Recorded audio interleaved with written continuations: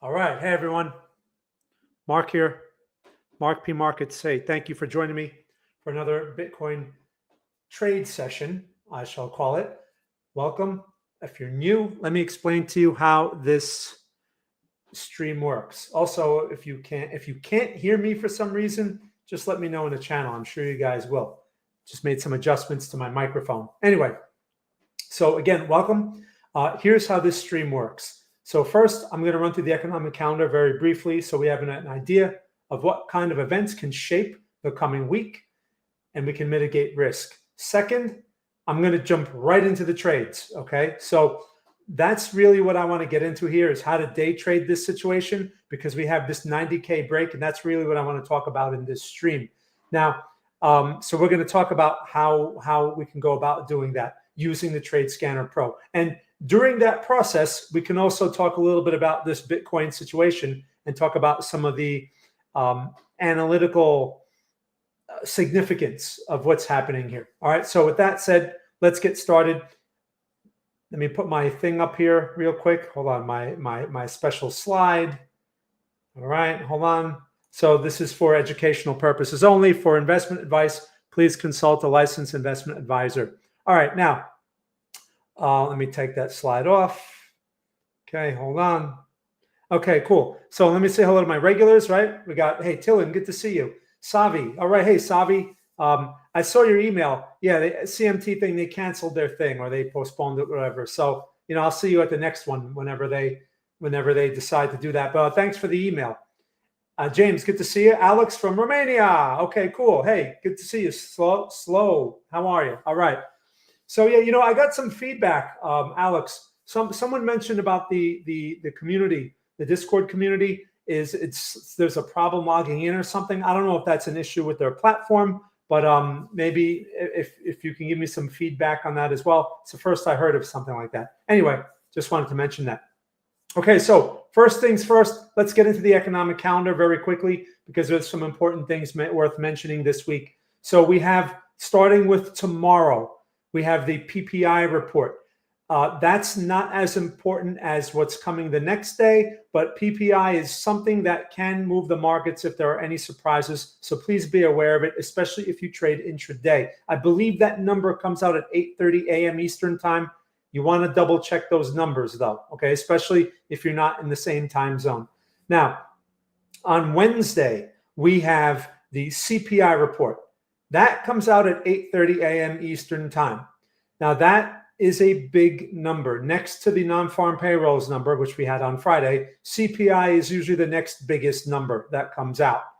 So you definitely want to be aware of that because it can change markets very quickly and set a tone for the day, even for the week. So just be aware going into such a number. You want to make sure that you don't have any large positions overnight, or if you do, maybe some adjustments are warranted, but just be aware because there's no way to know how the market's going to react to whatever, right? They have an expectation that, some kind of number they're expecting, and either it comes out as expected or not, or slightly, and it's up to the market to process that. So we can't forecast that outcome.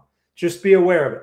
Now, also on Wednesday, we have the beginning of the new quarterly reports, starting with JP Morgan, right? Stocks start reporting their fourth quarter results, and that can also make for a lot of unexpected movements, especially pre-market and after hours, right? Be aware of that because those reports, there's plenty of economic calendars, and there's also company reports calendars. I mean, they're everywhere. You can see who's reporting what each week, and it's really the big names that can move the market, right? So just be aware of that. That begins Wednesday with JP Morgan and Chase. And then, so we have that. And there's a few other big ones too.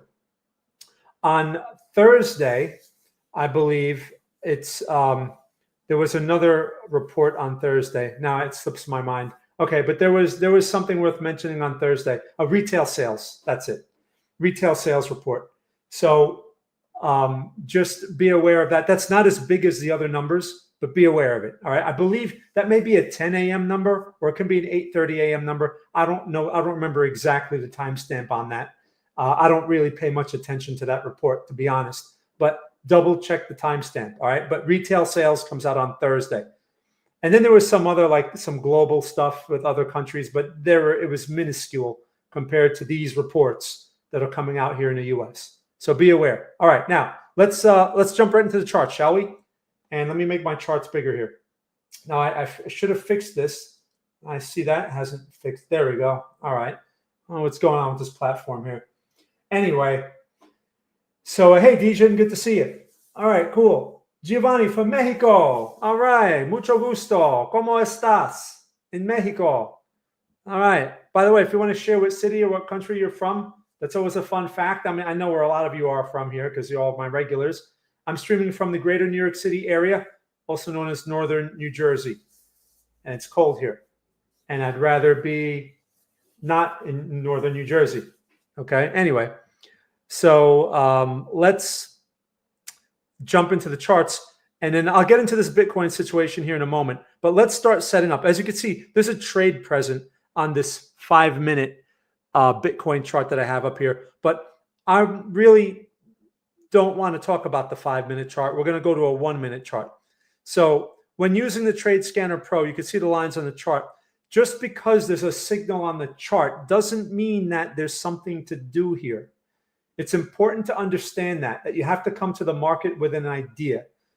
Like I said, we're working on a version where it's more intuitive and doesn't require as much input from you. But right now, you still have to it requires some input. You have to know which way you want to go. And that's what I demonstrate here each week with these streams. All right. Now, so first thing I'm going to do before we get into this. All right, I guess I have the chart here. I might as well talk about it real quick before we get into the charts. I'm just going to change this over to a 1-minute. All right, I'm going to change this to a 1-minute. We'll work with the Bitcoin MEXC, and but before we get into these smaller time frames, because I like to demonstrate in smaller time frames, let's just talk about my TradingView article that I wrote yesterday. Because when I wrote that article, all right, it's based on this chart that you see here, and this arrow that I drew on the chart points to these two inside bars. Okay, this is what I was pointing to right here. And basically the point of the article was this: if the high of the inside bars is broken, then we're likely to get a push into the 100K area. And the high was broken briefly, as you can see. But I said, if the low is broken, because it could be either or it could be both. In this case, we had both, the high and the low broken. Not easy to deal with because people like to have things be one way. Okay, high broken should go higher, but the market says no. High broken, turn around, right? And that's why we use stops. That's why we have to define risk, because markets are random. There's no such thing as forecasting the future. And all these fake traders who claim to know the future, we all know what that's about. All of you, I don't have to repeat that here. All of you are my regulars. By the way, Tillin has an interesting question here about the ZN, the Treasury notes, which I mentioned in my article as well. Okay, and that may have something to do with the weakening effect of Bitcoin, because rising rates, as we all know, is bad for everything. And rates may be rising, even though the Fed has taken the opposite point of view. The rates may be rising because of tariff concerns, because of inflation that comes as a result of tariffs, right? That was one explanation or one theory that I read. I don't know if that's true. It sounds interesting, but everything is good or bad until the market decides to agree with it or not. So that's why I don't get married to these opinions at all. It just is. All I know is the business cycle, which is what interest rates determine, is a thing. It's a real thing that has an effect on the market, because naturally, when the cost of borrowing money is high, it affects things, right? So usually anti-inflationary assets feel the pain when money gets tighter, when the money supply shrinks or interest rates rise, which is what we've been seeing. So Bitcoin has been weak, generally weak. We broke 90K for the first time in quite some time, right? We broke that key level and we reversed off of it pretty hard. So is 90K broken? I would not consider it broken yet. Even though we went to 89 even, Look where we are now. We're at 90. We're basically at 92K. So this is not broken yet, but the attempt was there. So what this usually does is this catches all the breakout traders and they get caught in stuff like this, and it can be very painful, especially if this fakes out and reverses hard.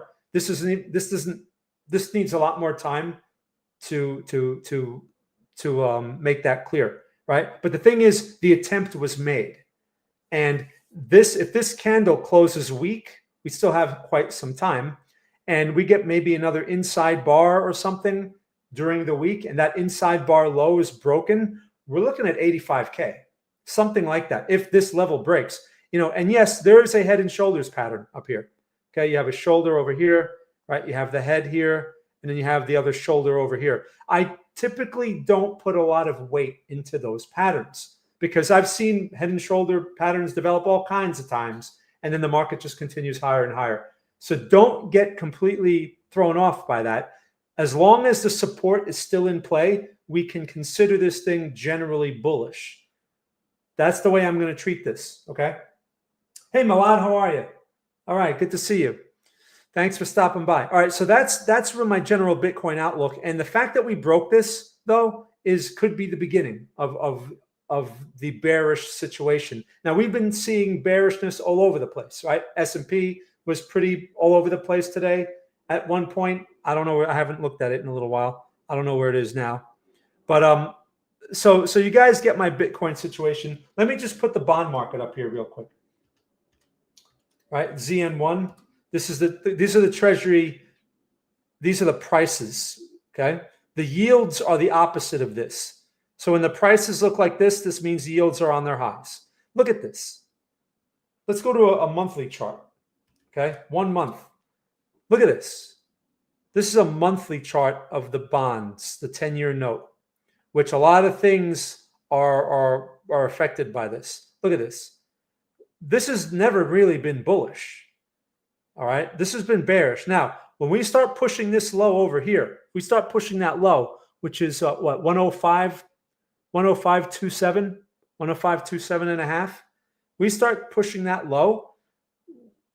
Look out on the banks, right? That's usually when banks begin to fail. Because remember, banks are long these bonds. And as they stay in these positions, and then they get caught because they get margin calls, and then that's when they become illiquid and all that other stuff, all that other fun stuff, right? So just something to keep in mind. This does not look pretty. So if this continues, it's going to put pressure on everything else. That's why I have not been optimistic about the stock market. I usually am not. When I see a situation like this, how could you be optimistic? Right? We had all that Trump stuff after the election. Okay, that was a temporary thing, but the party's over. And the bonds are not agreeing with that whole party. So just something to keep in mind, right? This affects everything. This also strengthens the dollar, which is bad for gold, bad for Bitcoin, generally. So all these Bitcoin people that are like, oh, it's going to go to 200K. Anything is possible. And I'm not going to hold it on just the bonds because I've made that mistake before. But an unfriendly bond market is certainly not going to help it. Let's just put it that way. Okay, so let's go back to Bitcoin. Let me know if you have any questions about that. But that's what I have to say about that. Let's go to Bitcoin Perp. So we're going to go to MEXC. All right. By the way, this is the monthly Bitcoin chart. Look at the previous month. We just broke that previous month's low. And that's a bearish pin bar, isn't it? The previous month, isn't it? So just saying. Not exactly friendly for longs. All right. This is where investors, this is why my argument for investors, when people are going nuts around 100K, right? They're all buying there. And it goes to 108K and everyone's having a party.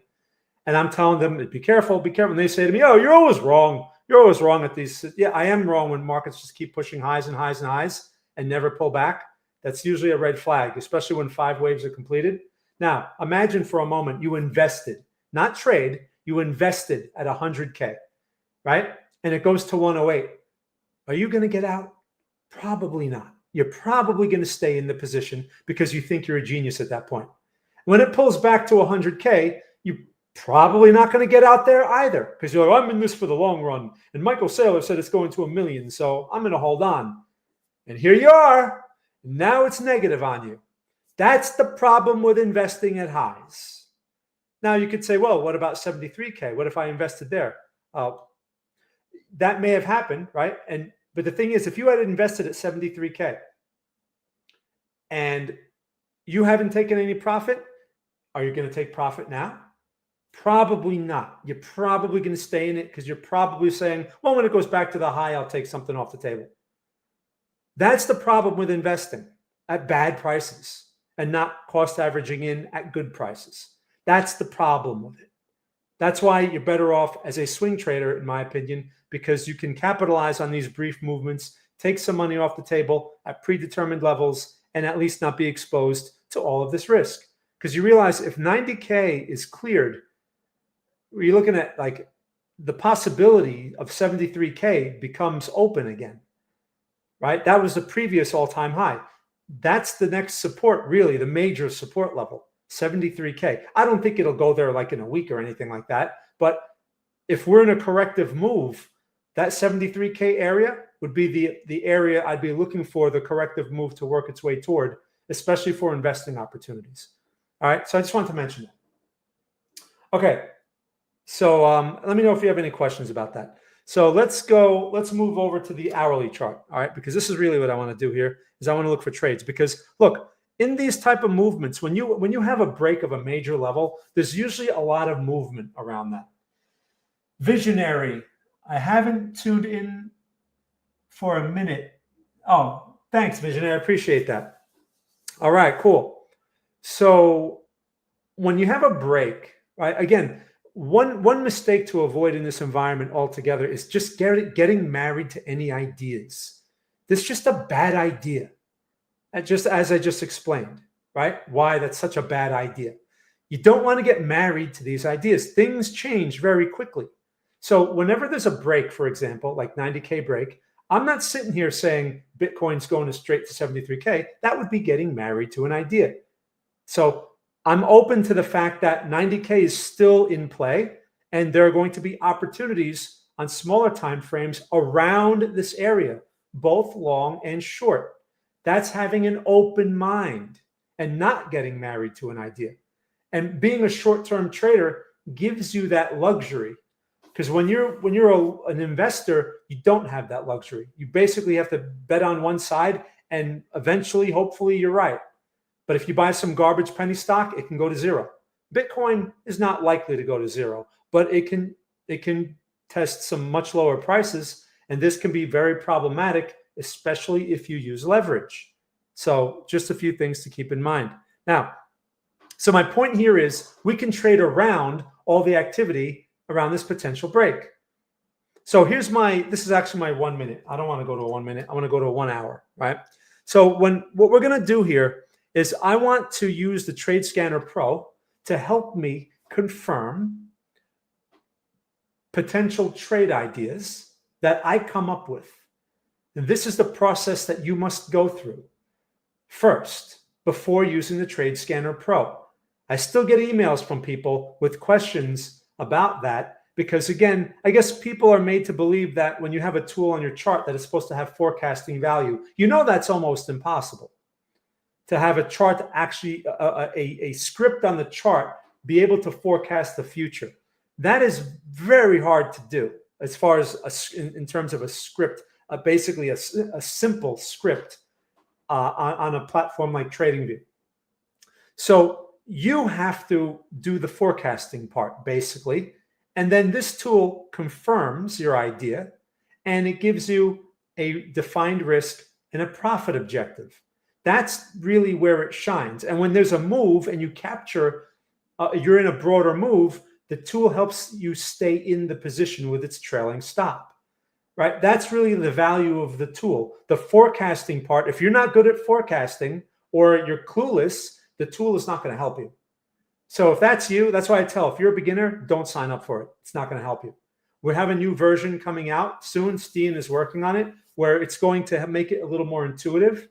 It's not going to be perfect, but it's going to filter out more of the random signals that show up, and it's going to be more active during certain situations. When the market is acting a particular way, that's really when it's going to give you some visual cues that say, okay, the market is very strong right now, or the market is very weak right now.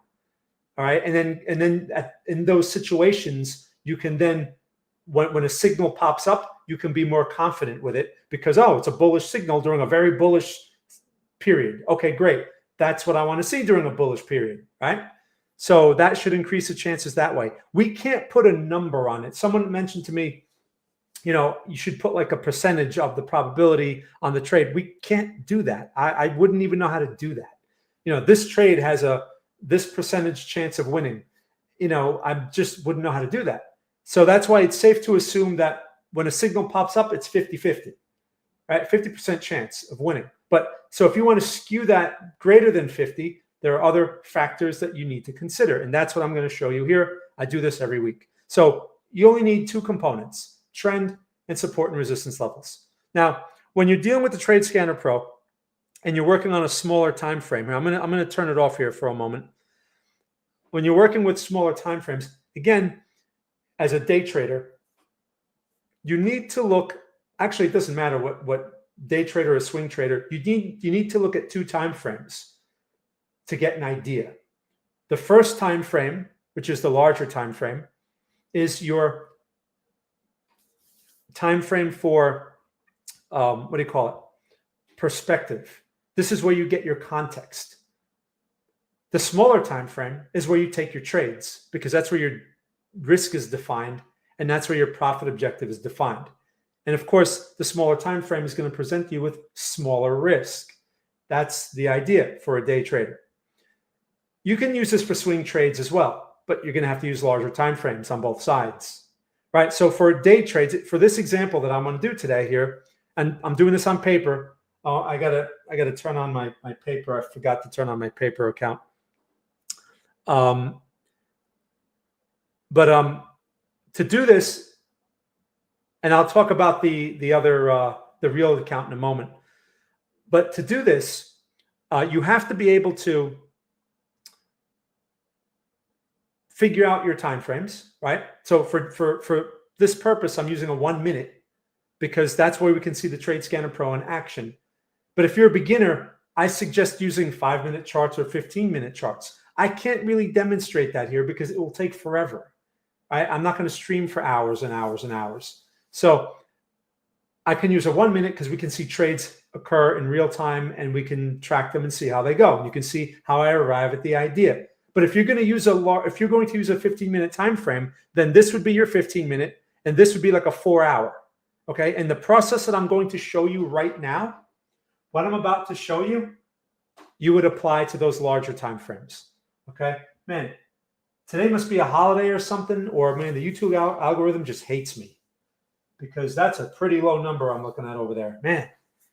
All right. Anyway, so let's do this step by step. So we're assuming a 1 minute chart. Now, by the way, one more note that I want to throw in there is when you are using a 15-minute chart, it doesn't make sense to sit in front of your computer waiting for a signal because it can take hours, right? So what you do is you go here on TradingView, right? You right click and you add a notification. See this? You click on that right there, and then a notification will pop up whenever there's a heads up, whenever there's a new signal, or whenever a profit objective or a stop loss is reached. That's when that stuff pops up. Hey, Nubbs, how are you? Long time no see.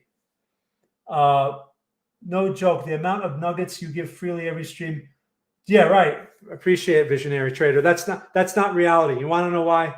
Because for one, I need to stream. It doesn't matter what I put on the stream. I need to stream 3 times a day. That's number one. That's all my competitors that stream. They stream at least once a day. I stream once a week. So that's not going to work. I can't compete. Basically, the whole argument is I can't compete with that content production, that kind of content production. So don't worry, I know what I'm doing wrong and I have plans. It just takes a long time for things to happen, right? For me to get the right stuff out there. And I mean, I have to cut video myself, and I'm working on that stuff. But anyway, I appreciate the nice compliment. But on top of that, not only are my competitors streaming and they're running circles around me, but then you have all the fake traders that have nicely produced videos, like videos with nice background, with lights and computers and screens and all kinds of stuff in the back. And then they show trades that they pre-record, and they show, all that kind of stuff. And then they lie about everything. And then they're driving the rented Ferrari.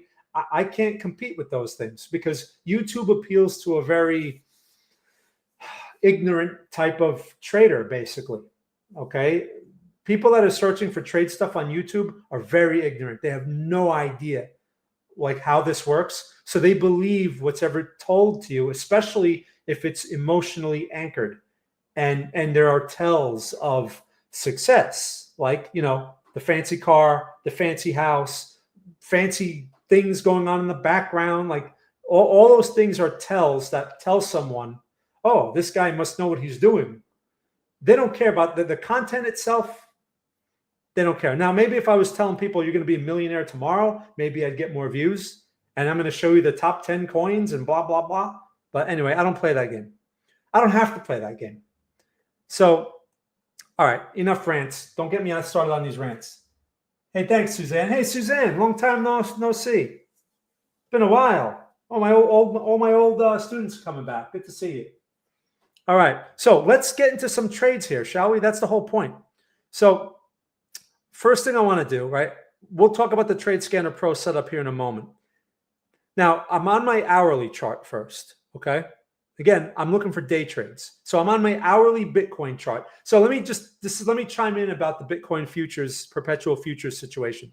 I've talked about this. I want to actually demonstrate in real time with real money taking these trades. And I had to do some research on a proper exchange and some sort of mechanism where I can do that, where people can also follow that reasonably and cost effectively.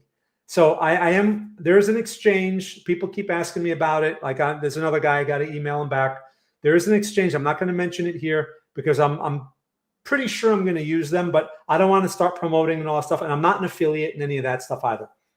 I'm not going to be an affiliate for them. But what I like about them is they are decentralized, and they do require a VPN if you're in the US, but there's no KYC, and they seem to be cost effective from what I can tell so far from the experimenting that I've done with real money.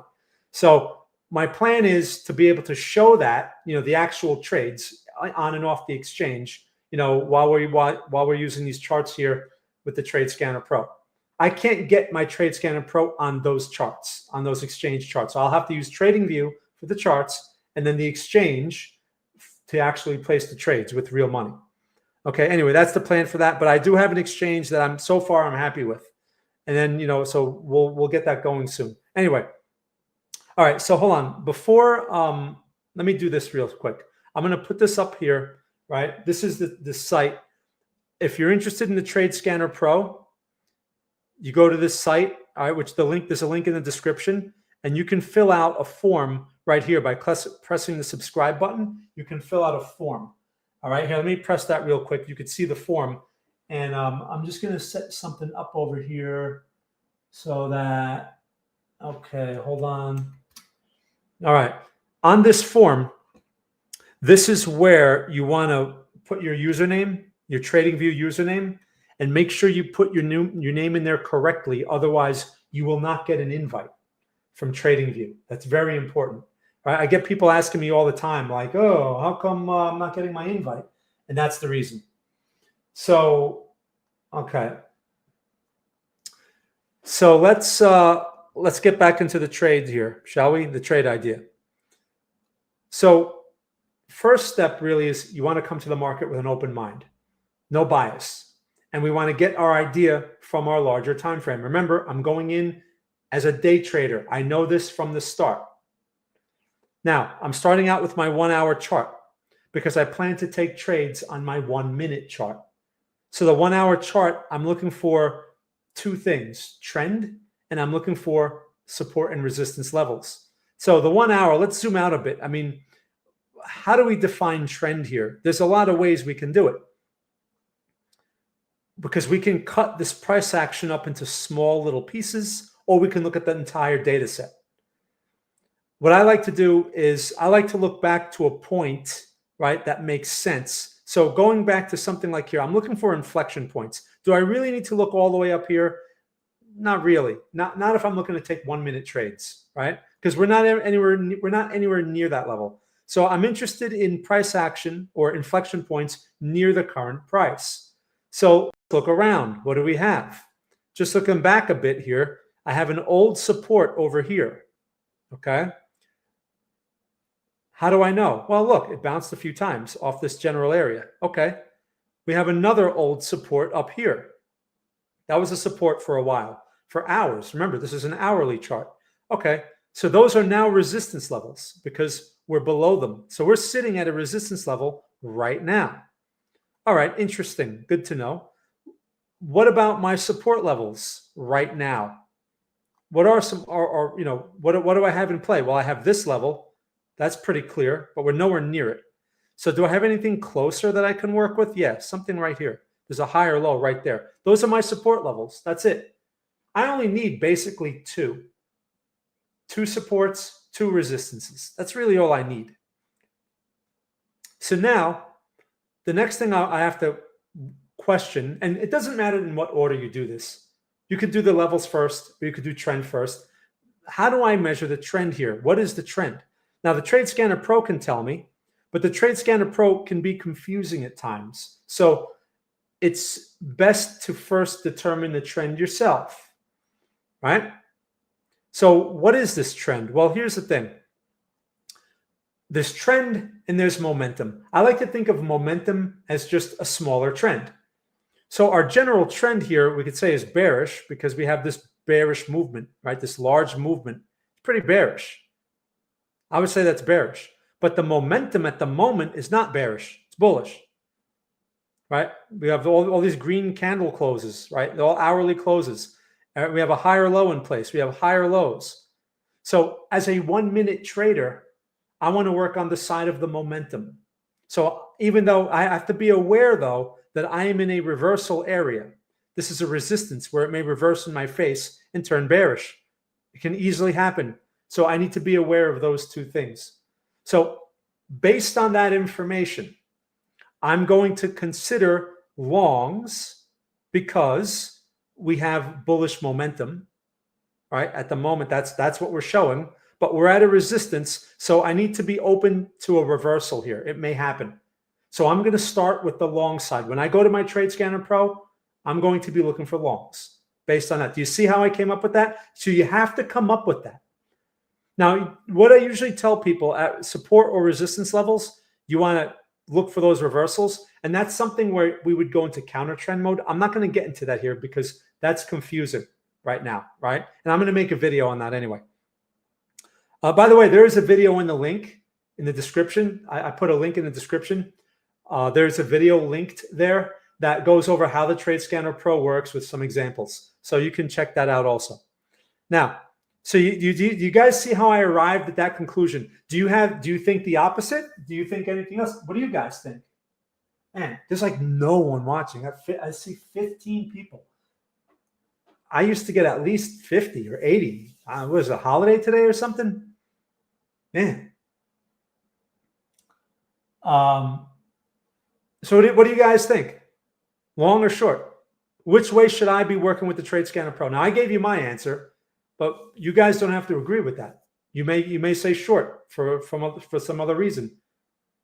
I'm not going to argue with you. But I'm just curious. What do you guys think? Anyone? Visionary trader? How about? I think it's just you and me. I think it's you and me and Alex and Savi. Savi says long. All right.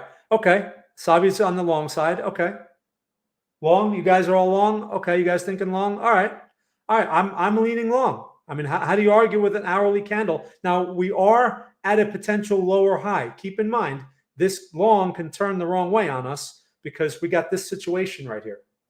Okay, you guys see that? We have a situation. So I'm going to work with long but I'm going to keep a very open mind that this thing could turn into a short very quickly. All right, but I'm going to work with the long side first. So now let's get to the 1 minute chart. So we made our assessment on the hourly chart. You see how I use that? That's the first step that you should be going through with the Trade Scanner Pro. If you're a swing trader, everything that I just showed you, you should be doing on a 4-hour chart, and then using like a 15-minute, or no, I'm sorry, an hourly for your entry for the part that I'm going to do now. All right. So I want to work on the long side. I mean, this is a nice breakout. I mean, look at this action. Okay, cool. So let's turn the Trade Scanner Pro on. So here's the Trade Scanner Pro on my chart. Okay, you could tell it's turned on when you see it over here like this. Also, there's a box that appears over here. See that box? It says trend is bullish. That's the momentum on the 1 minute chart, which I'm going to attempt to trade. Now, one thing to keep in mind about the new version of the Trade Scanner Pro is we're going to remove this box, and instead we're going to put what I call the trend status line. It's going to appear like on the bottom of the chart, something like that. It's not an oscillator. It's just going to be a straight line, and the line is going to change colors. So if the trend is really bullish like this, we should see a bright green line, and that's going to tell us we should only be looking for longs, and only long signals will appear if the line is bright green. But if the trend starts to get funky like this, right? It starts to get funky and starts to turn around, the line will change colors. It'll be more of like a forest green, which means it's still kind of strong, but the strength may be going away, maybe shrinking. When in that situation, it's going to say long signals are going to be lower probability, and there's going to come a point where the Trade Scanner Pro won't even show you long signals. Okay, when it starts to turn like that. Anyway, so this is, I just wanted to mention that's Steen is working on that version right now. All right, so this thing is bullish and bullish and bullish. All right, cool. So let me do something. When you first get the Trade Scanner Pro, you have to go to the settings panel. This is what it looks like. It's all these boxes are blank. Okay, you have trailing stop, show previous trades, heads up, counter trend. Oh, they're all blank. They're not checked. The new version, by the way, they will be checked automatically. But for now, you have to check them. So we're going to check trailing stop. We're going to check show previous trades, and we're going to check show heads up. If you don't do this, you're not going to see these things on your chart. Okay? Yeah, I see. Now, if you notice, right, I got a little green arrow over here, huh? So the Trade Scanner Pro called that long. Interesting. Also, if you notice, we have this green column over here. That's the heads up. A heads up means it's actually an orange candle. You could barely see it. That's why we have a column appear also. The heads up means a signal is likely to appear in the next 3 to 5 candles. So on a 1 minute chart, that means if you get a heads up, that means the next 3 to 5 minutes, a signal is likely to appear. Now we know the signal is when the entry, the stop, and the profit objective appear on the chart. That's the signal. That's the confirmation. Now again, it's not something that it's forecasting. So I have to emphasize this. The signals can appear randomly, just like a candlestick can appear randomly. People that don't understand that are not going to make money with this tool. You're going to lose all of your money. I'm telling you that over and over again.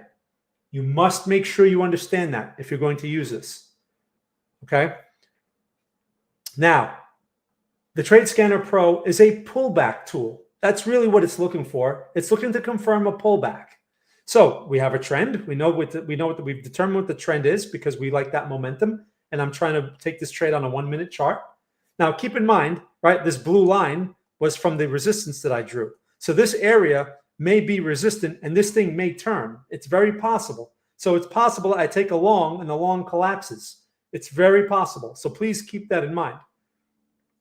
Now, I'm waiting for a signal here. I'm going to have, because I'm on a 1 minute and it may take a while, I'm probably going to have to go to sub 1 minute charts. This is not something I recommend for beginners, but in order for us to get, when we get a market that's moving like this, where it's just moving and moving and moving and just doesn't pull back, you're only going to see signals on small time frames. So look, here's a 15-second, right?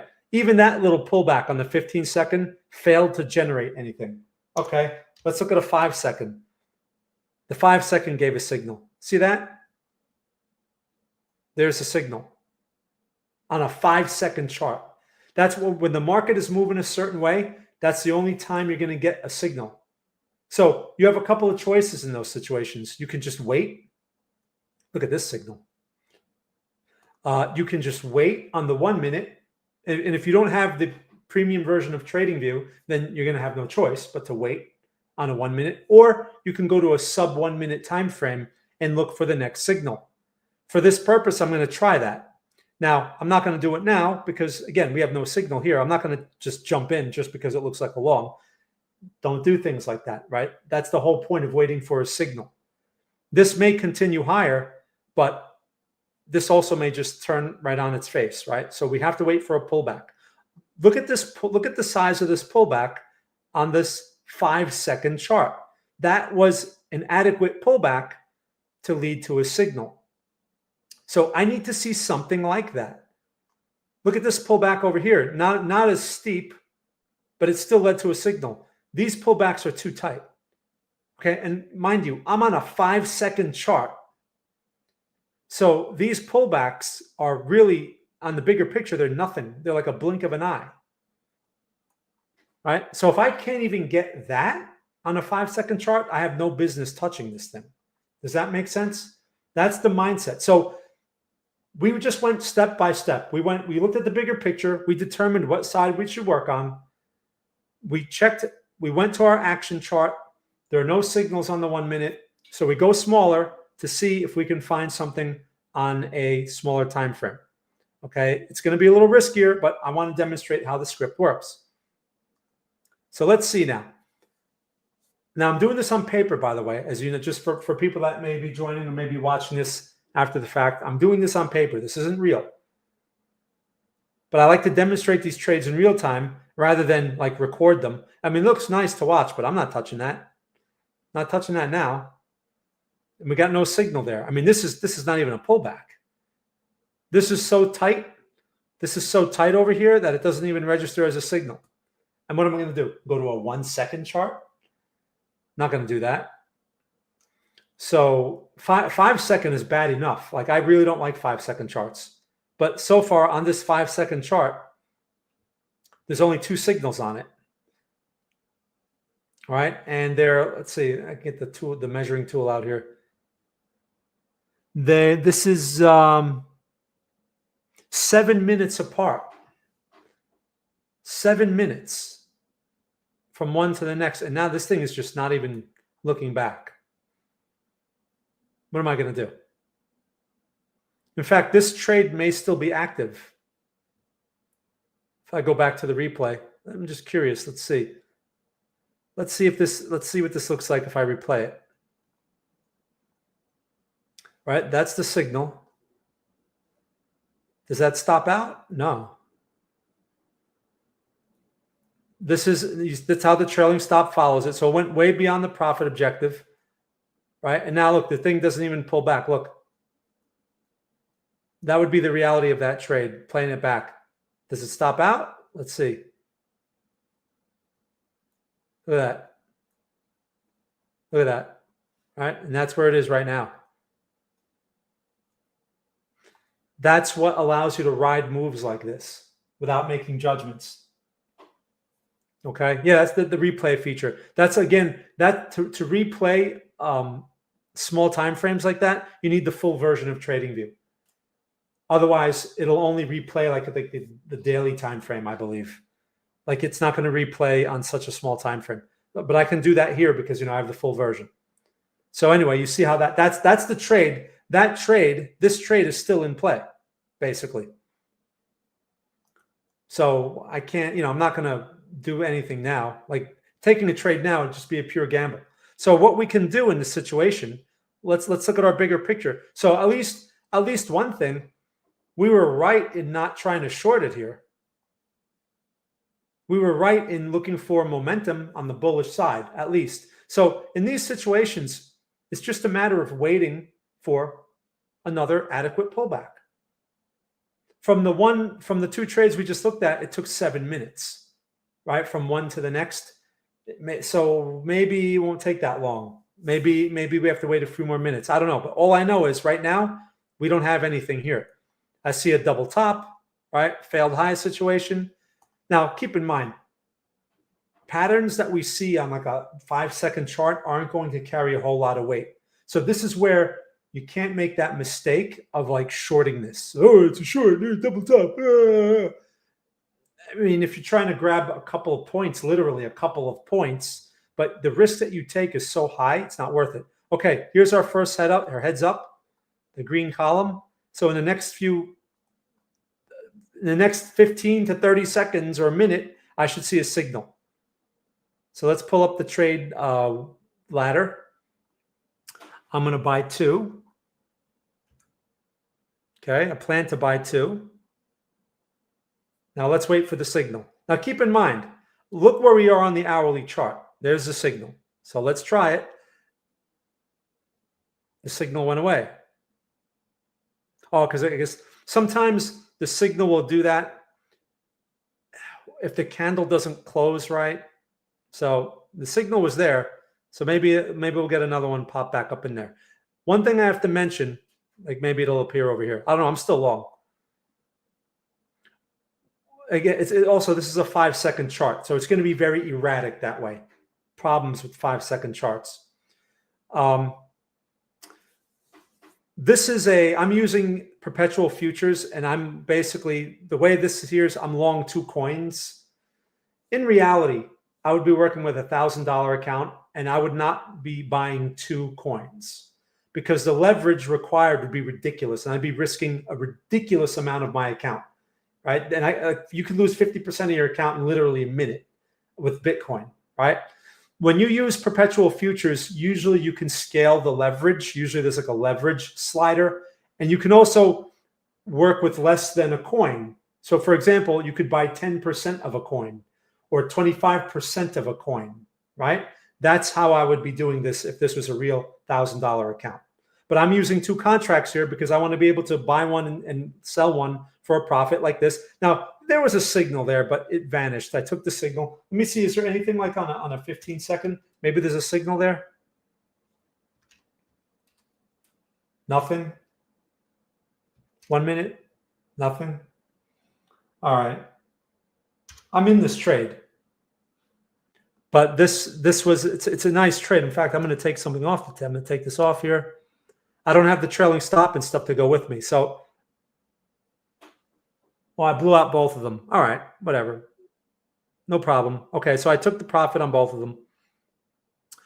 Let's wait for the next signal. I want to do it again.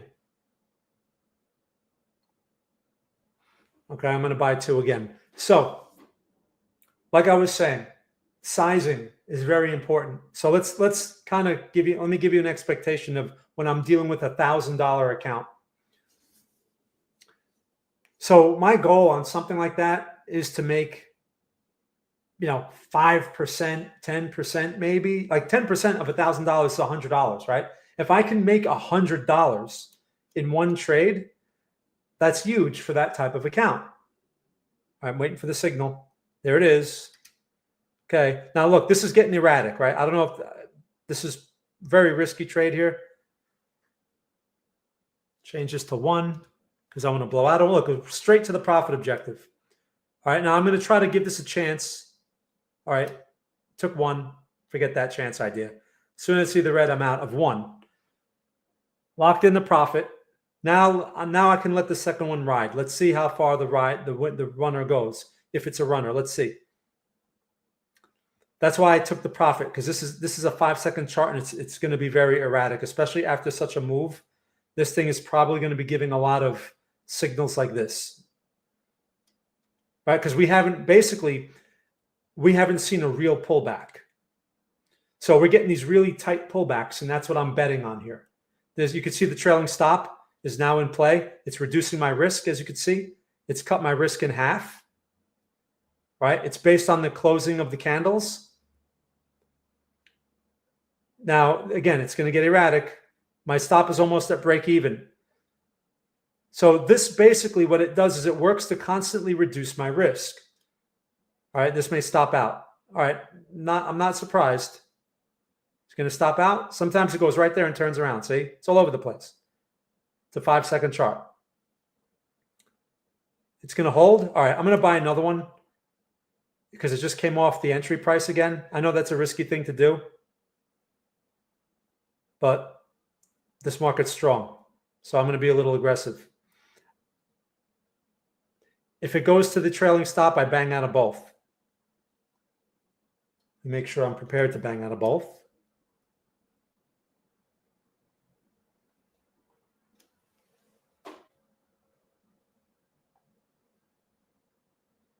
Okay. Now, so my stop is almost, all right, out. It's a 5-second chart. Okay, now it's going to look dramatic. Let's go to, now I can go to a larger time frame. All right, now we can, this is a 15-second, which is still just almost as bad. But it's our first signal developing on a 15-second chart. Let's see, let me get anything on the 1 minute? No, look at the 1 minute. So let's see if we can get that signal on the 15-second. It's just consolidating. I mean, look at the range. Look at this. This type of formation is typically a flag pattern, right? You can call that a flag, a bull flag in this case, right? Typically. So that's cool. I'm not going to trade on that pattern, but it's nice to see. I'm hoping we can get a signal.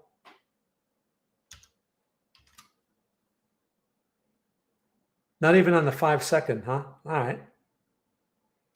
So I'm going to be patient with this one. I'm going to leave it on the 15-second chart. The 15-second chart is slightly more stable. So I was basically putting on trades in this mess, which is very hard to do. Not my favorite. But this thing is still generally bullish. That's pretty clear, right? So just have to wait for a bullish signal. It may break out without me. What am I going to do? Yeah, so it's certainly consolidation. And I don't want to react to it. I want to wait for a signal. So the Trade Scanner Pro is not going to give me any longs up here, that's for sure. If it's going to give me a long, it's going to give me a long somewhere around here, right near the lows of the range, because it's looking for pullbacks. It doesn't look for breakouts. So this is, again, where you want to avoid those situations of reacting to what you see, because, okay, yeah, sure, we can say, all right, look, we got a breakout. Time to go long again, right? We can make that argument, but that's not the Trade Scanner Pro strategy.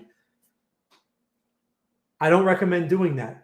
Now, if you're experienced and you take those type of trades and you understand the risk and all that, all right, you do what you have to do. But the whole point of using the Trade Scanner Pro is to simplify the decision-making process. So that means you're going to watch price action unfold without anything for you to do. And you have to be okay with that. It's not easy sometimes, watching this thing, you're like, I need to be long. And it can suck you in, right? You have to just have that control over yourself and just watch this thing and just wait. We'll get a signal. I mean, this move right here never even generated a 5-second signal, because this was the signal. It got stopped out, gave us a heads up, and never even gave it another signal. That's just the way it is. So, okay, just have to be patient. We have to wait for a pullback. So we got some time here. It's no problem. Oh, we got the market close. All right. Typical price action. You always get some kind of movement going into the market close like that. Stock market just closed. No problem. Any questions?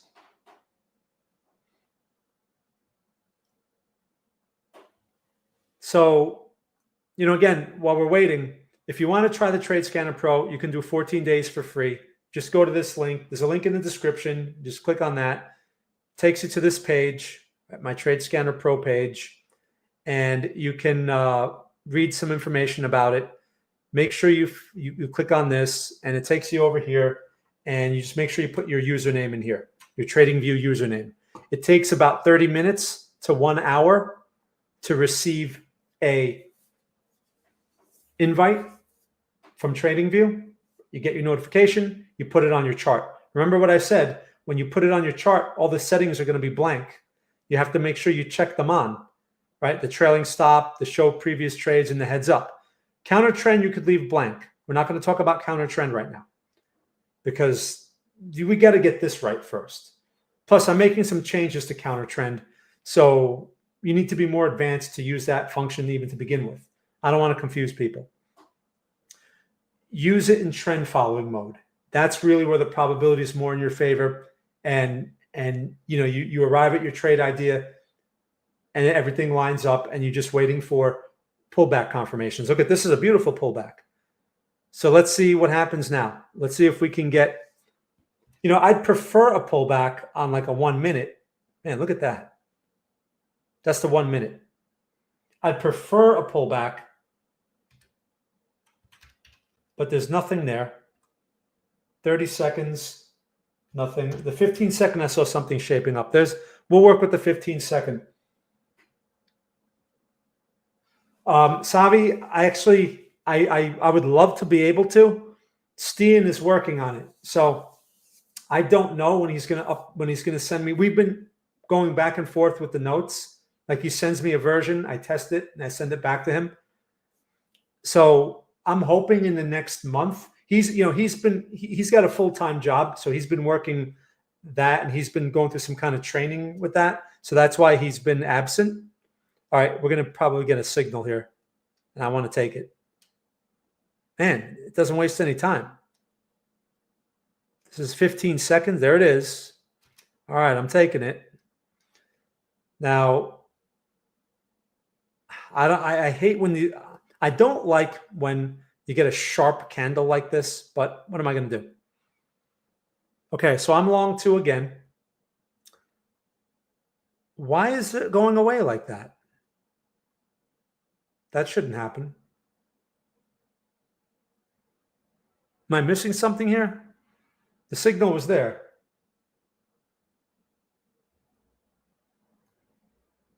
It's weird. All right, well, I'm in it, but that was a signal. Must be something on these really small time frames. Let me just go to the replay of that. Let me just see.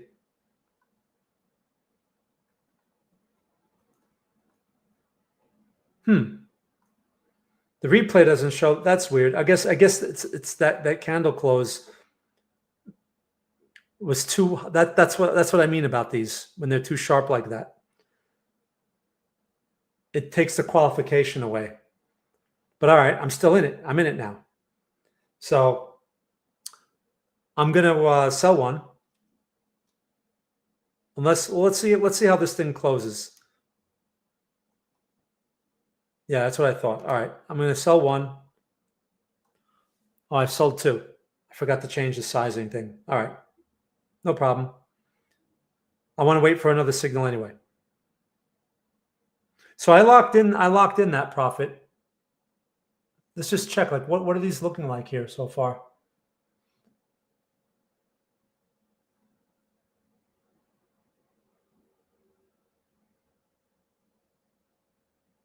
Yeah, so a lot of those reds are, I have commissions being calculated because I want to have a little bit more of a realistic view with cost rather than no cost. But those numbers don't really, the numbers that are really going to matter are the real account. So anyway, let's see if we can get another signal. We're not going to get one up here.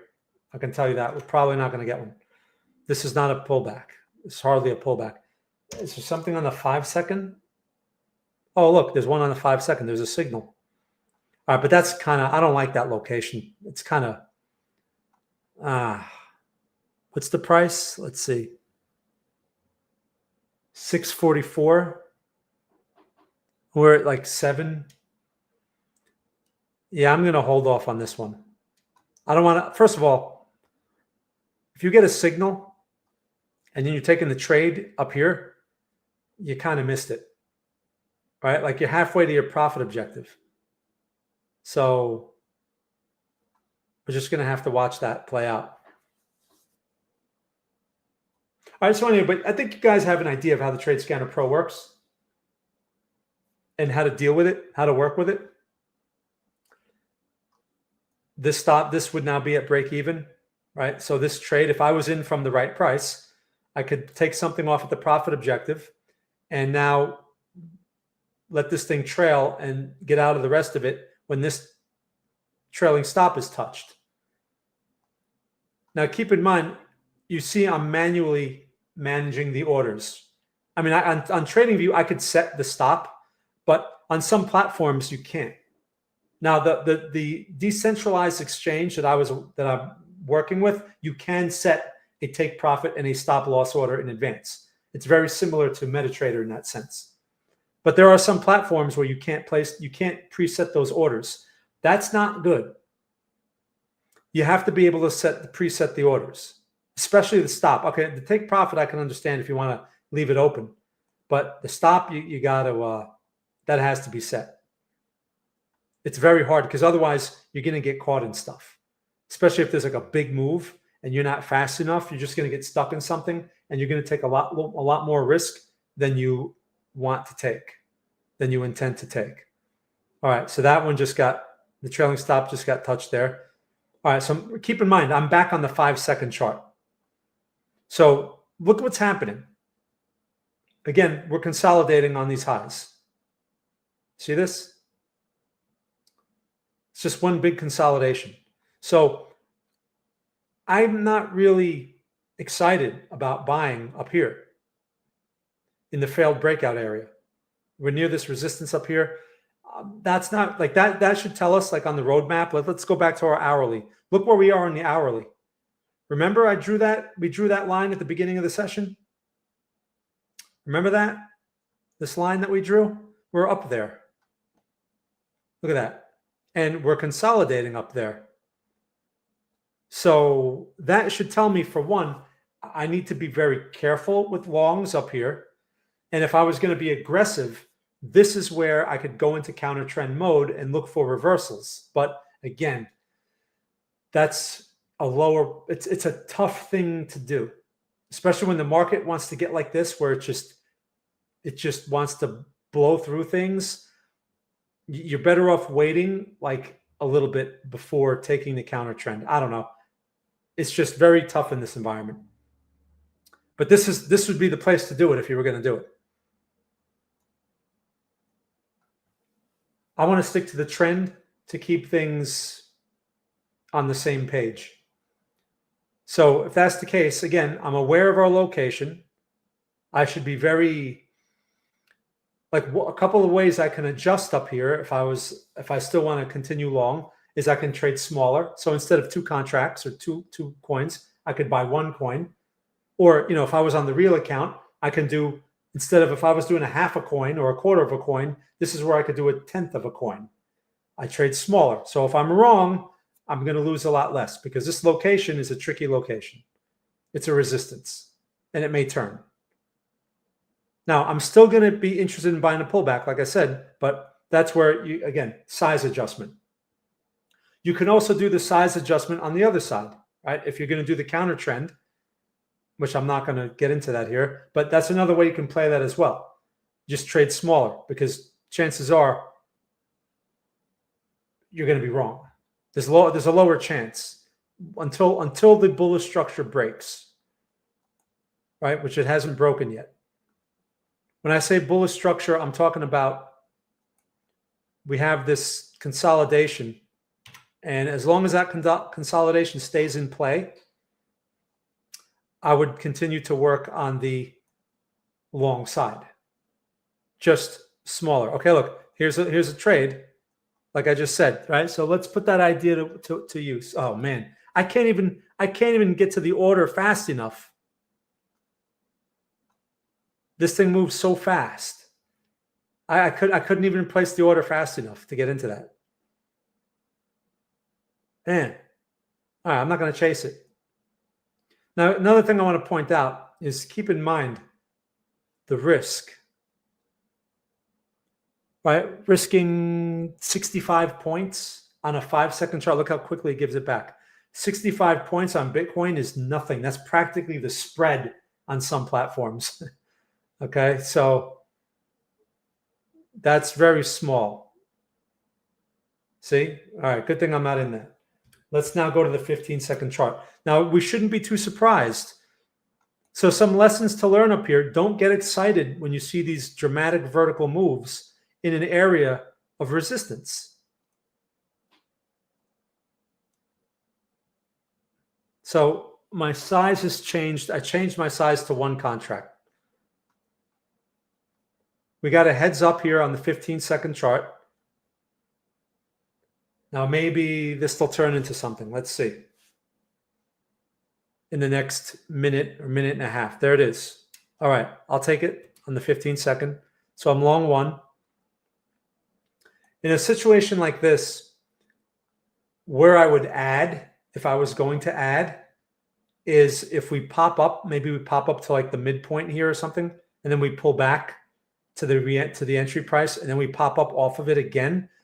In those situations, I would try to add. All right, now I shouldn't be too surprised about these things stopping out. I'm not in the best location here. That's why I went smaller.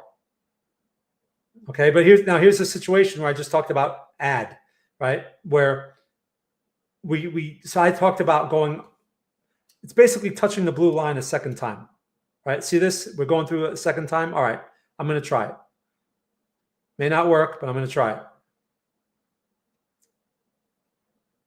It's getting funky here. Like if it blows through that blue line a second time, I consider that like a second entry. But this is getting weak. It's starting to turn. Or I should say getting weak. It's still inside the range. It's just a bad location. I'm just trying to show examples here. And this is what's going to happen. A 15-second chart, by the way, is not much better than a 5-second chart. It's just a slight, it's like a tad less noisy, but it's still pretty noisy. The lowest time frame, especially if you're a beginner, the lowest time frame really should be a 1-minute chart for you. But look, I'm going to go to a 1 minute, and we got like no signals. See what's happening here? This is a 1 minute. Look at this. And this is that range that we were looking at on the 5-second. This is that range that we're in.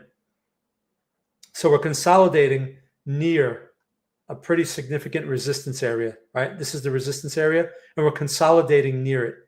The good news is, if this resistance area was going to be rejected hard, you usually don't get a consolidation at it. Like it should, like this rejection right here, this should have been it. That should have been the rejection, and it should have sold off, right? That's when a resistance sticks. It's usually quick. It doesn't linger. When it lingers, that means no one is actually selling. So what happens is you get shorts that pile in, and there comes a point where it breaks out again, and that's usually what you're dealing with. So, all right, I think this thing stopped out. Let's go back to the 15-second. Oh, no, it's still in play. So I'm not on the wrong side. I'm just in at a bad price, which is going to happen when you work with very small time frames. That's why you have to be aware of your location, be aware of your levels. And I've been talking about this resistance the whole time. So we're going to get stopped out. Yeah. Hasn't stopped out yet. Stopped right at the line.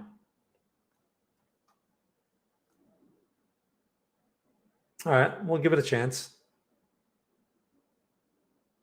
So you can see, oh, there, now it stopped out. Getting out. All right. So that was this trade over here. Right? Bad location. Okay. Let's see what happens if we get into an actual better location, which we're coming to. We're coming to that range low again. See the range low area? All right, I'll try one again in this area. If we get the signal, we're probably going to get one. Keep in mind, you can get a lot of signals that can keep stopping out. So working on a time frame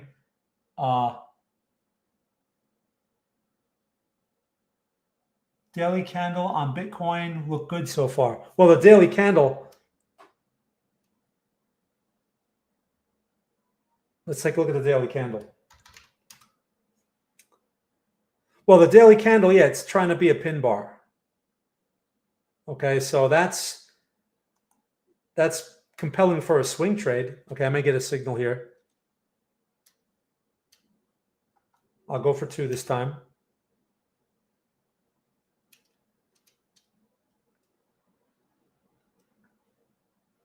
Let's see if we get it. So if this daily candle closes as a pin bar, there it is. Now, I got the signal, but I have a red candle developing. Okay, so I'm going to hold off. All right, go back to the blue line. Okay, long.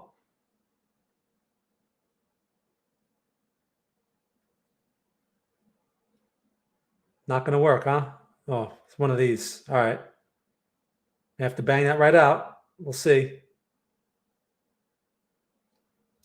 So I'm not reacting to the candles. I'm just letting the orders play out. Let's go back to the hourly. So look what's happening on the hourly. I mean, we still have we still have 40 minutes for this hourly to close, but look what's happening. Bearish pin bar developing on the hourly. Now that bearish pin bar, keep in mind, it has 40 minutes to close. So it may not close as a bearish pin bar. We can't jump to the conclusion that that's a bearish pin bar yet, although it looks like one. It has to close. So that's why getting short too early, for example, can be very problematic. See what I mean? All right, so I'll sell one. If we can get to the profit objective, I'll sell one.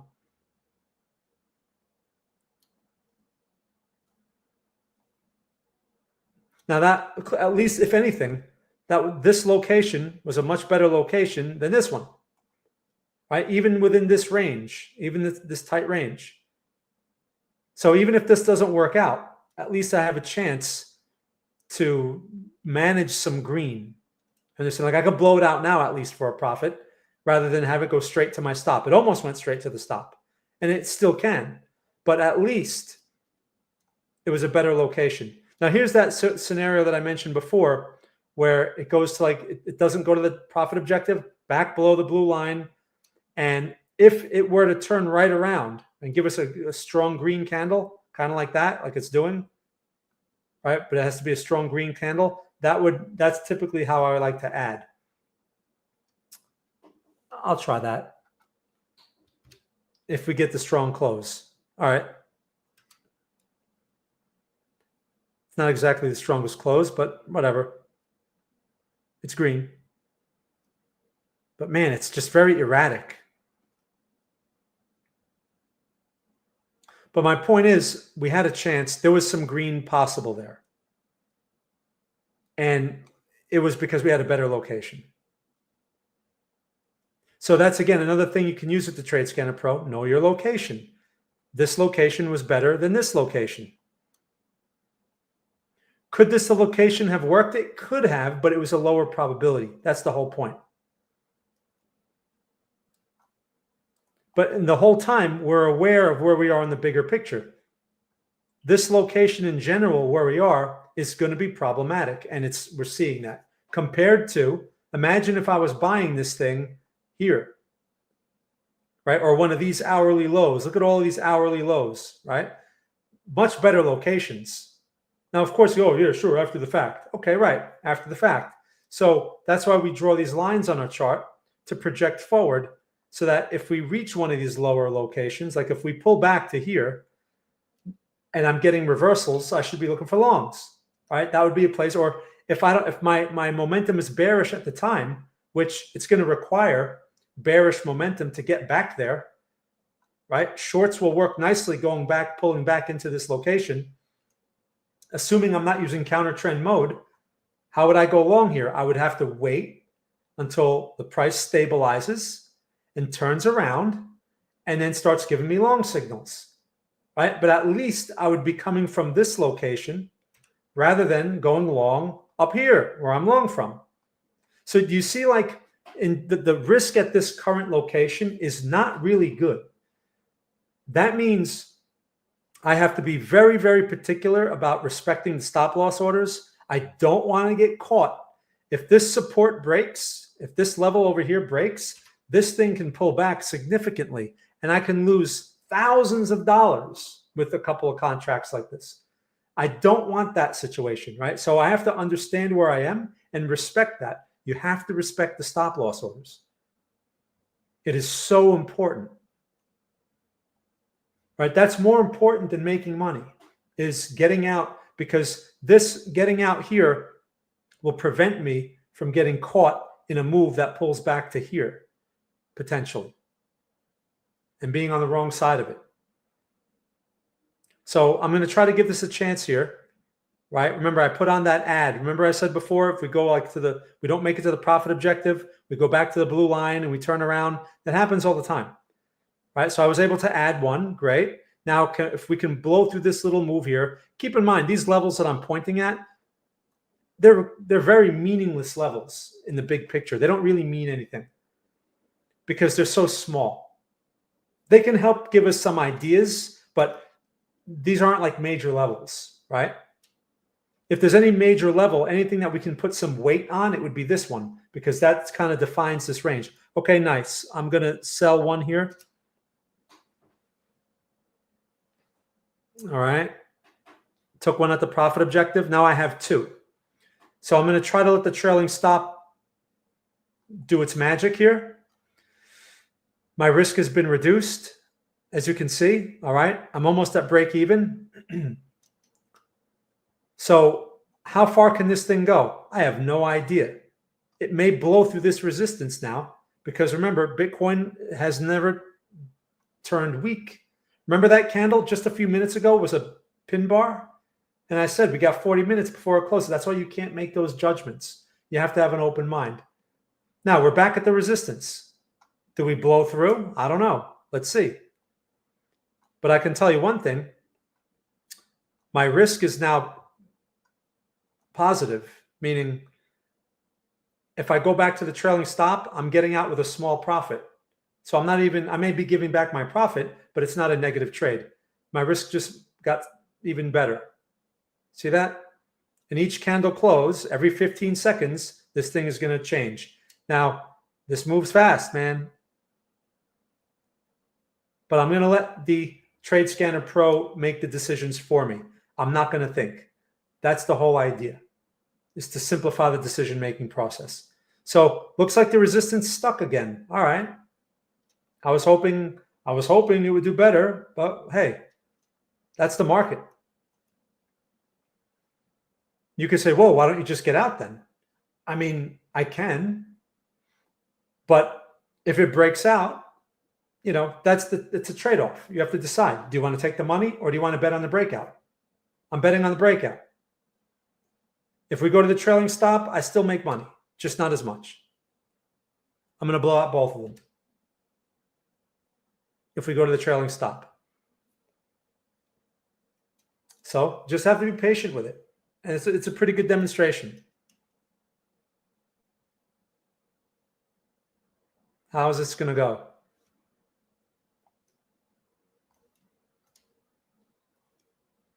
All right, not looking good. But at least I'm green. Oh, it turns right. See that? That's why you just have to let it do its thing. Remember, this is 15 seconds. So the candles are extremely erratic. If this was a 5-minute chart, it'd be another story. Right? For a candle to do this type of action in 5 minutes, that's another story. But this is 15 seconds. So it's not even a minute, right? This movement here alone, this pullback alone is just a minute, basically. So, all right, we'll let this trade play out, and then I'll call it a day. Any questions, anyone? Right, so that daily candle is basically turning into a pin bar and a swing trade long.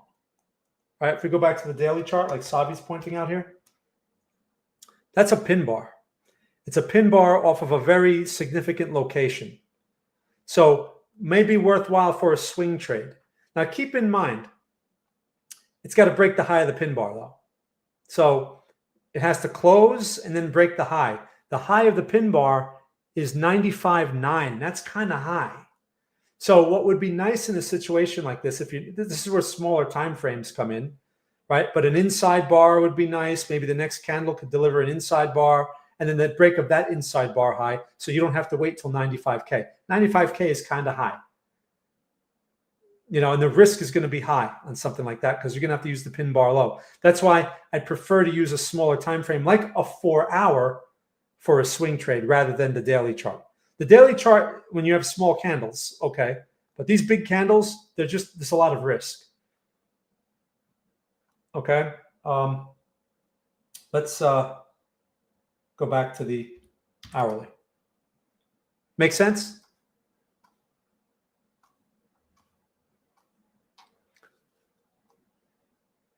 So my trailing stop kept me in that trade. And it's back to the profit objective. The question is, can we inch our way back up to this high? Let's see, what level is this here? 93.5. Basically, it's 93.5, 93.550, or whatever. All right. I'm going to prepare to blow one out.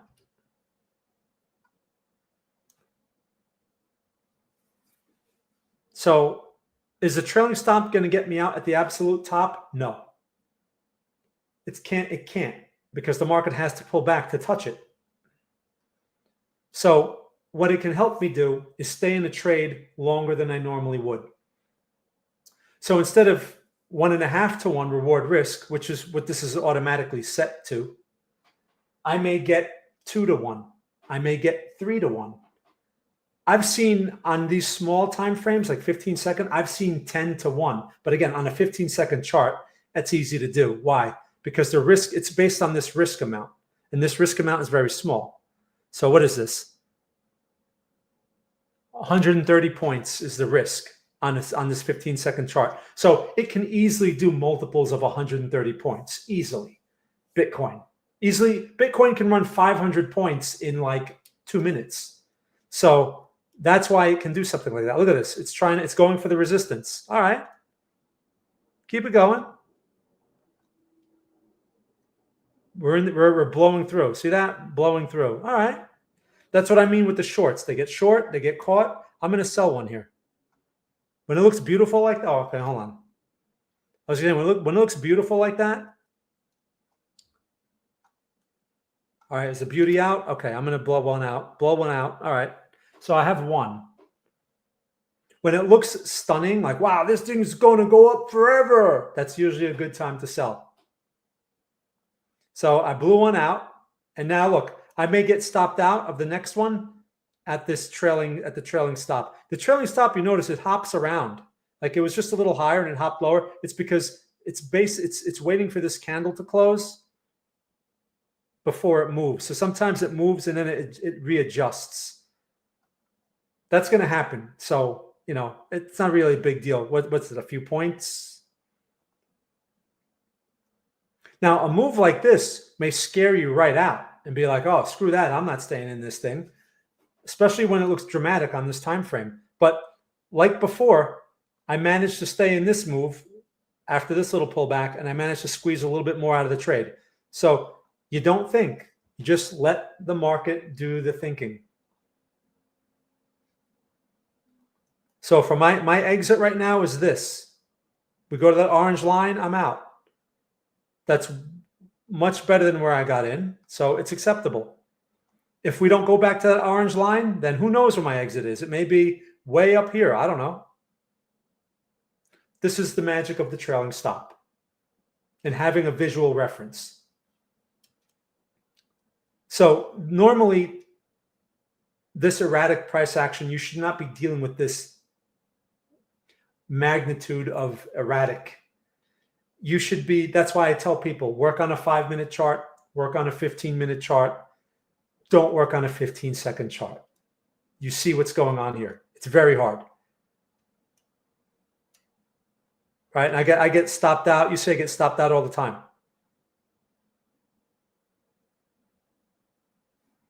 I just like to show this for demonstration purposes so you can see how the script works. But this whole process that I'm showing you would unfold in a much slower manner, much slower.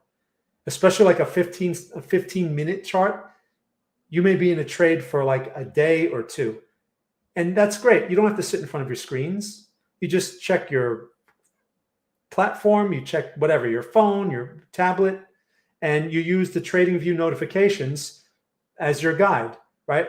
The entry, you're going to get a notification. You tell TradingView if you want an email, if you want a pop-up from your TradingView app, you tell TradingView how you want that. And then you get your notification, and then you set your orders, and you walk away. That's it. You don't have to sit here like this, like I'm doing. When you're using 15 seconds, there, I got to bang it out there. All right. So that was a pretty decent trade. I tried to give the third one a chance. So look, I exited my first one on the objective. I exited my second one up here somewhere before this really started pulling back. And I got out of my third one right here. We could take a look at, it's a couple, it was like, what, $367. That was another $100 there. And what was the original one? $200. All right. Not bad. It's green. You can see my account, this account, which is my paper account here. I'm almost up to $2,000. What's this? Another signal. Oh, I'm not touching that. They shook me out of that one. All right. If I was still long and I saw something like this, then that would justify staying in. I'm not taking a new signal here. We just had that whole conversation about location, right? If I was going to do another long, I'd prefer to see it somewhere at least near this range low. I'm almost up to $2,000 on the practice account. And I don't trade that practice account really unless I'm on the stream here. I may have taken a couple of trades here and there for testing purposes, but I normally don't trade the practice account, right? So all that P&L, and that even calculates costs. All that P&L is basically some Ethereum trades and Bitcoin trades. And these are risky trades, these Bitcoin trades, because if I'm wrong, I can easily wipe out 30% of that account. Because that practice account, if you look, it's based on $1,000, right? I started the account at $1,000.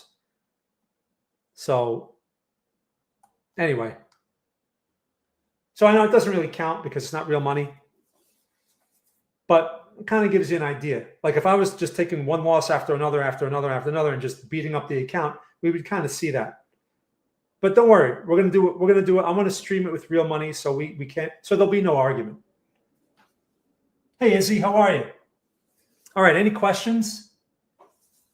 Any questions? So guys, one of the main takeaways, do you see how like the location plays a big factor in using a tool like this? Like I just said, I'm not taking this trade. Yeah, sure, a signal went off. I should be all excited. But as we know, this is a trouble area. This is a problematic area. Look at this. So you have to just use some judgment, right? It's not that hard. Look at this. Do I want to go long in that area? This would be a counter trend situation, but we're not going to get into that right now. So location plays a factor, and you want to figure out these locations, and you want the locations to be favorable, the trend to be favorable to these locations. We know the trend is bullish, right? The momentum that we observed on that hourly chart was bullish. So we know that we want to work on the long side, but we want locations that are going to be more probable. And okay, so this one might be working out, but like, again, it's going to be a tough area. So these trades, just because one works out, doesn't mean that it's a high probability. Let me use a poker analogy to further illustrate that. For those of you that don't play poker, just try to follow along. So imagine for a moment, when you get your cards, when the dealer gives you your cards before the flop, if you have a 2-8 offsuit or 2-9 off, just something just completely useless, and then the guy after you goes all in, or he raises the round, he raises the bet, you throw those cards away because a 2-9 offsuit, chances are, or a 2-8 offsuit is a garbage hand.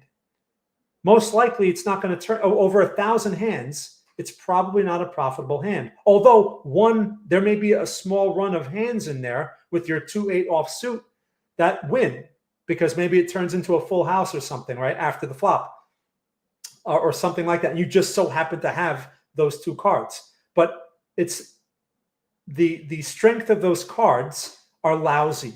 It's a low probability hand, so you're better off throwing them away. We're talking like a standard table game, because when you play for those what do you call those tournaments, it's not the same thing. Like the way you bet it's not the same strategy. So a typical table, right? A typical table game, that's what you think of. Now, if you have two aces, right? You have pocket aces before the flop. That's a strong hand. Look at this. Of course, this trade is working out. That's a strong hand, right? Pocket aces. So if the guy after you goes all in, maybe because he has kings or something and he wants to go all in, or he has ace king, you have aces, you have the strongest hand. So you can take that, you can call that bet. You still may lose after the flop, but probability going into that is still in your favor. Over 1,000 hands, having the pocket aces is going to be a profitable situation. That is how you play this with the market as well. And you can play that game with location. So, okay, we broke out. You know how many times I was waiting for this breakout, and now we get the breakout. Look at that. And I don't take this trade, and now it goes. All right. At least I wasn't shorting it. That's a nice way to look at it. Look, it blows right through the profit objective. The trailing stop is chasing this thing. Look at this. Look at this. What a move. At least it called it. You know, if you were like in a betting mode, like look, I tried before. Look, we tried before. This one failed. This one breaks out. That's called random. You don't know which one is going to go. And man, when this thing goes, it goes. Look at that. At least we were leaning on the long side, right? You guys say? Be curious to see where the trailing stop gets this thing out. We could measure it. I mean, we watched this trade unfold as I was giving my example. The trailing stop is now beyond the profit objective. We blew through this resistance area, right? You see what happens when everyone is short, they get squeezed. This is what happens. So let's just see. I'm just curious. We can watch it for a little bit just to see where this thing actually gets taken out. But so far, this trade, if it was taken, risk was 120 points. The trade right now is worth 352 points. Well, it's a little lower now. 300 points, right, at this time. So that's like what, 2 to 1? No, what was that? The original risk was what? 100 and what? 120 points? We'll just say 120 points. So this thing is more than it's 3 times, right? 120, right? Was that 240, 360? And that's where this thing is like right now, something like that. So the reward risk is just amazing when you can define it like that and you get a runner. These runners are what really boost your P&L, because this trade was risking 120 points and this thing is way beyond 120 point profit right now on Bitcoin. And of course, as you know, I would blown out some at the objective. That's the whole point of having the objective. You blow some out. That's 1.5 to 1 right there. And now, you know, you let this ride and see how far it goes. At least, if anything, I'm going to get a little bit more than 1.5 to 1 with the trailing stop. See how that works? So that's the beauty of the Trade Scanner Pro. I don't have to do analysis. I kind of have to have a general idea, like we went over before. But once you're in a move, you don't have to sit there and figure this out and figure that out. It's up to the market now and the orders. The orders determine everything. As long as you respect them, it simplifies the process. So I'll leave you with that. If you have any questions, let me know. Again, when Stian gives me that new version, and we have the new version of the Trade Scanner Pro, well, we have the trend status line and all that stuff. this will be more intuitive and it will be easier, I believe, for the beginner. We're also going to raise the price. When we have that version, I'm raising the price. So for those of you that have it, you're okay. You have nothing to worry about. Those of you that don't have it, or those of you who have canceled and then you want it again, you're paying the higher price. I've been at this price for a long time, but we're making improvements on the Trade Scanner Pro. Once we have those improvements in place, I'm raising the price. The monthly price is going to go higher for sure. All right. So let me know if you have any questions, you guys. Also, there's a link in the description if you want to sign up for that. Do me a favor, press the like button, subscribe to the channel. I do have an instructional video coming up soon for the Trade Scanner Pro just to set it up. That's coming. That's going to be an upload. That's why I don't do it over here anymore, because I used to spend a lot of time doing that. I don't have to do that. I'm going to have an upload you guys can watch for the people that are new to it. And look, this thing's not going to pull back now. Not going to pull back. And we'll leave it at that. So quick recap.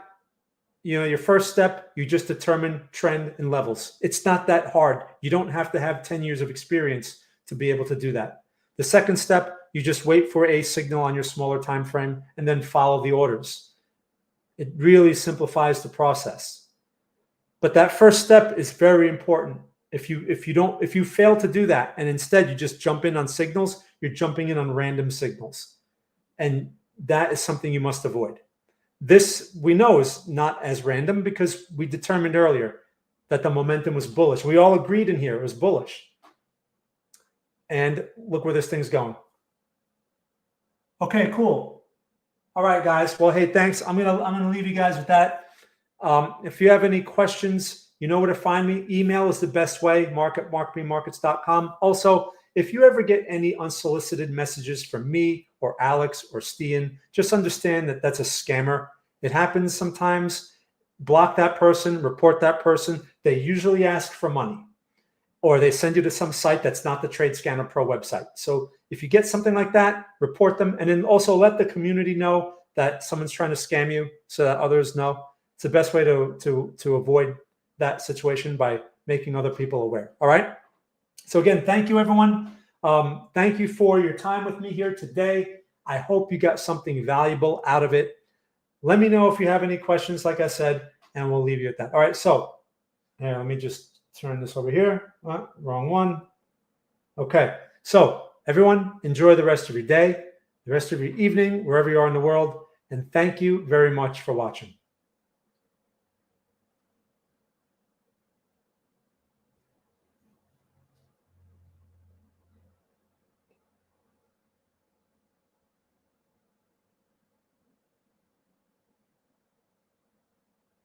I know I'm still here. I'm just watching that chart. All right, guys. I'm going to turn this thing off now. All right, again, thank you. Thanks for watching. Enjoy the rest of the day. Enjoy the rest of your evening. Thank you again.